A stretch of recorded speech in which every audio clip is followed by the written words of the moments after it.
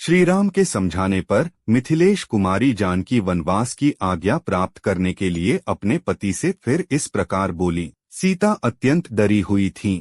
वे प्रेम और स्वाभिमान के कारण विशाल वक्षस्थल वाले श्री रामचंद्र जी पर आक्षेप सा करती हुई कहने लगीं, श्रीराम, क्या मेरे पिता मिथिला नरेश विदेह राज जनक ने आपको जामाता के रूप में पाकर कभी यह भी समझा था कि आप केवल शरीर से ही पुरुष हैं, कार्यकलाप से तो स्त्री ही हैं। नाथ, आपके मुझे छोड़कर चले जाने पर संसार के लोग अज्ञानवश यदि यह कहने लगे कि सूर्य के समान तपने वाले श्री रामचंद्र में तेज और पराक्रम का अभाव है, तो उनकी यह असत्य धारणा मेरे लिए कितने दुख की बात होगी। आप क्या सोचकर विषाद में पड़े हुए हैं, अथवा किससे आपको भय हो रहा है, जिसके कारण आप अपनी पत्नी मुझ सीता का, जो एकमात्र आपके ही आश्रित है, परित्याग करना चाहते हैं। जैसे सावित्री द्युमत्सेन कुमार वीरवर सत्यवान की ही अनुगामिनी थी, उसी प्रकार आप मुझे भी अपनी ही आज्ञा के अधीन समझिए। निष्पाप रघुनंदन, जैसी दूसरी कोई कुल कलंकिनी स्त्री पर पुरुष पर दृष्टि रखती है, वैसी मैं नहीं हूँ। मैं तो आपके सिवा किसी दूसरे पुरुष को मन से भी नहीं देख सकती, इसलिए आपके साथ ही चलूंगी, आपके बिना अकेली यहाँ नहीं रहूंगी। श्री राम, जिसका कुमारावस्था में ही आपके साथ विवाह हुआ है और जो चिरकाल तक आपके साथ रह चुकी है, उसी मुझ अपनी सती साध्वी पत्नी को आप औरत की कमाई खाने वाले नट की भांति दूसरों के हाथ में सौंपना चाहते हैं। निष्पाप रघुनंदन, आप मुझे जिसके अनुकूल चलने की शिक्षा दे रहे हैं और जिसके लिए आपका राज्याभिषेक रोक दिया गया है, उस भरत के सदा ही वशवर्ती और आज्ञा पालक बनकर आप ही रहिए, मैं नहीं रहूंगी। इसलिए आपका मुझे अपने साथ लिए बिना वन की ओर प्रस्थान करना उचित नहीं है। यदि तपस्या करनी हो, वन में रहना हो अथवा स्वर्ग में जाना हो, तो सभी जगह मैं आपके साथ रहना चाहती हूँ। जैसे बगीचे में घूमने और पलंग पर सोने में कोई कष्ट नहीं होता, उसी प्रकार आपके पीछे पीछे वन के मार्ग पर चलने में भी मुझे कोई परिश्रम नहीं जान पड़ेगा। रास्ते में जो कुछ कास, सरकंडे, सींग और कांटेदार वृक्ष मिलेंगे, उनका स्पर्श मुझे आपके साथ रहने से रुई और मृग चर्म के समान सुखद प्रतीत होगा। प्राण वल्लभ, प्रचंड आंधी से उड़कर मेरे शरीर पर जो धूल पड़ेगी, उसे मैं उत्तम चंदन के समान समझूंगी। जब वन के भीतर रहूंगी, तब आपके साथ घासों पर भी सो लूंगी। रंग बिरंगे कालीनों और मुलायम बिछौनों से युक्त पलंगों पर क्या उससे अधिक सुख हो सकता है। आप अपने हाथ से लाकर थोड़ा या बहुत फल, मूल या पत्ता, जो कुछ दे देंगे, वही मेरे लिए अमृत रस के समान होगा। ऋतु के अनुकूल जो भी फल फूल प्राप्त होंगे, उन्हें खाकर रहूंगी और माता पिता अथवा महल को कभी याद नहीं करूंगी। वहां रहते समय मेरा कोई भी प्रतिकूल व्यवहार आप नहीं देख सकेंगे। मेरे लिए आपको कोई कष्ट नहीं उठाना पड़ेगा। मेरा निर्वाह आपके लिए दूभर नहीं होगा।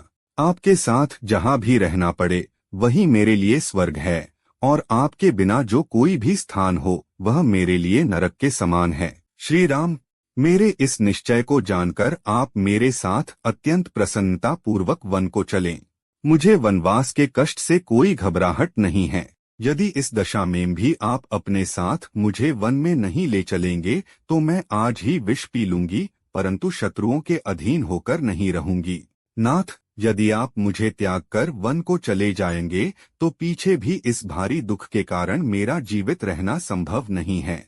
ऐसी दशा में मैं इसी समय आपके जाते ही अपना प्राण त्याग देना अच्छा समझती हूँ। आपके विरह का यह शोक मैं 2 घड़ी भी नहीं सह सकूंगी। फिर मुझ दुखिया से यह 14 वर्षों तक कैसे सहा जाएगा। इस प्रकार बहुत देर तक करुणाजनक विलाप करके शोक से संतप्त हुई सीता शिथिल हो अपने पति को जोर से पकड़कर उनका प्रगाढ़ आलिंगन करके फूट फूट कर रोने लगी। जैसे कोई हथिनी विष में बुझे हुए बहुसंख्यक बाणों द्वारा घायल कर दी गई हो, उसी प्रकार सीता श्री रामचंद्र जी के पूर्वोक्त अनेकानेक वचनों द्वारा मर्माहत हो उठी थीं। अतः जैसे अग्नि आग प्रकट करती है, उसी प्रकार वे बहुत देर से रोके हुए आंसुओं को बरसाने लगीं। उनके दोनों नेत्रों से स्फटिक के समान निर्मल संताप जनित अश्रु जल झर रहा था, मानो 2 कमलों से जल की धारा गिर रही हो। बड़े बड़े नेत्रों से सुशोभित और पूर्णिमा के निर्मल चंद्रमा के समान कांतिमान उनका वह मनोहर मुख संताप जनित ताप के कारण पानी से बाहर निकाले हुए कमल के समान सूख सा गया था। सीता जी दुख के मारे अचेत सी हो रही थीं।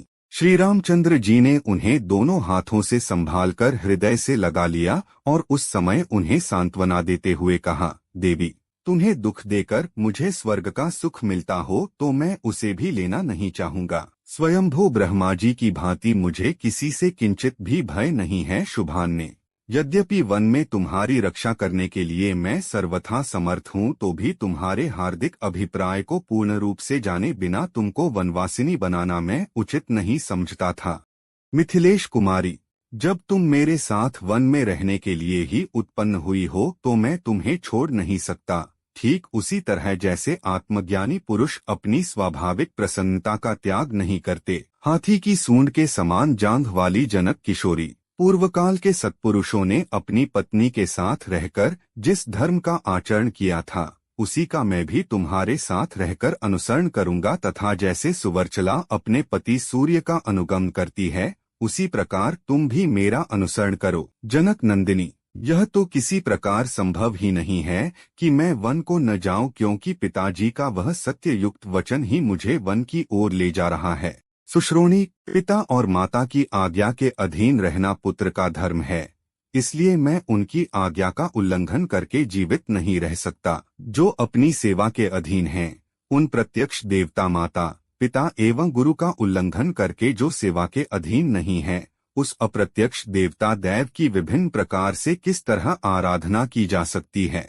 सुंदर नेत्र प्रांत वाली सीते, जिनकी आराधना करने पर धर्म, अर्थ और काम तीनों प्राप्त होते हैं तथा तीनों लोकों की आराधना संपन्न हो जाती है, उन माता पिता और गुरु के समान दूसरा कोई पवित्र देवता इस भूतल पर नहीं है। इसीलिए भूतल के निवासी इन तीनों देवताओं की आराधना करते हैं। सीते, पिता की सेवा करना कल्याण की प्राप्ति का जैसा प्रबल साधन माना गया है, वैसा न सत्य है, न दान है, न मान है और न पर्याप्त दक्षिणा वाले यज्ञ ही हैं। गुरुजनों की सेवा का अनुसरण करने से स्वर्ग, धन धान्य, विद्या, पुत्र और सुख कुछ भी दुर्लभ नहीं है। माता पिता की सेवा में लगे रहने वाले महात्मा पुरुष देवलोक, गंधर्व लोक, ब्रह्मालोक, गोलोक तथा अन्य लोकों को भी प्राप्त कर लेते हैं। इसीलिए सत्य और धर्म के मार्ग पर स्थित रहने वाले पूज्य पिताजी मुझे जैसी आज्ञा दे रहे हैं, मैं वैसा ही बर्ताव करना चाहता हूँ, क्योंकि वह सनातन धर्म है। सीते, मैं आपके साथ वन में निवास करूंगी, ऐसा कहकर तुमने मेरे साथ चलने का दृढ़ निश्चय कर लिया है। इसलिए तुम्हें दंडकारण्य ले चलने के संबंध में जो मेरा पहला विचार था वह अब बदल गया है। मदभरे नेत्रों वाली सुंदरी, अब मैं तुम्हें वन में चलने के लिए आज्ञा देता हूँ।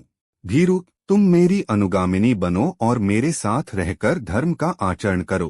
प्राणवल्लभे सीते, तुमने मेरे साथ चलने का जो यह परम सुंदर निश्चय किया है, यह तुम्हारे और मेरे कुल के सर्वथा योग्य ही है। सुश्रोणी, अब तुम वनवास के योग्य दान आदि कर्म प्रारंभ करो। सीते, इस समय तुम्हारे इस प्रकार दृढ़ निश्चय कर लेने पर तुम्हारे बिना स्वर्ग भी मुझे अच्छा नहीं लगता है। ब्राह्मणों को रत्न स्वरूप उत्तम वस्तुएं दान करो और भोजन मांगने वाले भिक्षुकों को भोजन दो। शीघ्रता करो, विलंब नहीं होना चाहिए।